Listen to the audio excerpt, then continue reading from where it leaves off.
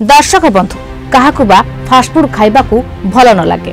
Fast food युवपीढ़ी ठारू आरंभ करी वृद्धा पर्यंत समस्तक पसंद। एवं सहर गलिकंदी देखा मिलूँ फास्टफुड स्टॉल, किंतु आज आम एमती एक घटना विषय जणाइबू जहां जानिबा परे आपण केबे मोमोज खाइबा को इच्छा करिबेनी। गत किछि दिन हेबो गोमांस को नहीं राज्य में हईचई सृष्टि करथिबा बेले एबे पुणी एक आश्चर्यजनक घटना सामना को आसीछि। मोमोज प्रस्तुत करुथिबा फैक्ट्री जांच करबा समय फ्रिज रु कुकुरर मुंड भली देखा जाउथिबा एक खपुरी मिलिथिबार सामना को आसीछि।